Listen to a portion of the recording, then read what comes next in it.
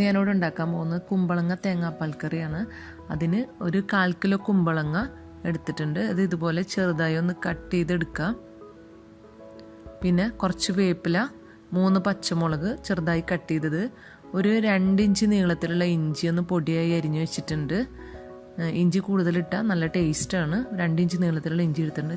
1 cup തേങ്ങ, ഒരു സവാള നീളത്തിൽ കട്ട് ചെയ്തത്.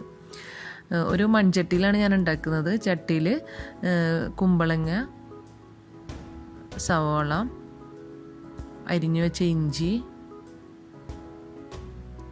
വേപ്പില, പച്ചമുളക്, പിന്നെ ആവശ്യത്തിനുള്ള ഉപ്പിട്ട് കൊടുക്കുക.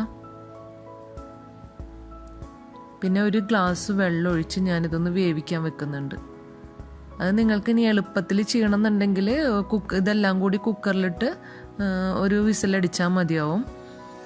ഇതിപ്പോൾ ഞാൻ ചട്ടിയിലാണ് വേവിക്കുന്നത്. പിന്നെ ഒരു കപ്പ് തേങ്ങ എടുത്തിട്ടുണ്ട്. അതൊരു 3/4 ഗ്ലാസ് വെള്ളം ഒഴിച്ച് നല്ല കട്ടിയുള്ള തേങ്ങാപ്പാൽ എടുക്കുന്നുണ്ട്. 3/4 ഗ്ലാസ് വെള്ളം ഒഴിച്ച് നമുക്കുള്ള കട്ടിയുള്ള തേങ്ങാപ്പാൽ. ഇപ്പം നമ്മളെ കുമ്പളങ്ങയൊക്കെ വെന്തിട്ടുണ്ട്, നന്നായി വെന്തിട്ടുണ്ട്. അപ്പോൾ കുറച്ച് വെള്ളമുണ്ട്, അതും കൂടി നമുക്കൊന്ന് വറ്റിച്ചെടുക്കാം. വറ്റിയതിന് ശേഷം ഗ്യാസ് ഓഫ് ചെയ്തിട്ട് ഞാനൊരു എടുത്തു വെച്ച തേങ്ങാപ്പാൽ അതിലേക്ക് ഒഴിച്ചു കൊടുക്കുന്നുണ്ട്. ഗ്യാസ് ഓഫ് ചെയ്തിട്ടാണ് ഞാൻ ഒഴിക്കുന്നത്, അല്ലെങ്കിൽ നല്ലോണം തിളച്ചു പോവും. ഇത് നന്നായി ഒന്ന് നമുക്ക് മിക്സ് ചെയ്ത് കൊടുക്കാം. തേങ്ങാപ്പാലും കുമ്പളങ്ങ എല്ലാം കൂടി നല്ലോണം ഒന്ന് മിക്സ് ചെയ്യുക. നന്നായി ഒന്ന് മിക്സ് ചെയ്തതിന് ശേഷം നമുക്ക് ഗ്യാസ് ഓൺ ചെയ്യാം. ഗ്യാസ് ഓൺ ചെയ്തിട്ട് നമുക്ക് ചെറുതായി ഒന്ന് തിളപ്പിച്ചാൽ മതിയാവും. ഒന്ന് ചെറിയ തിള വരുമ്പോൾ നമുക്ക് ഓഫ് ചെയ്യണം.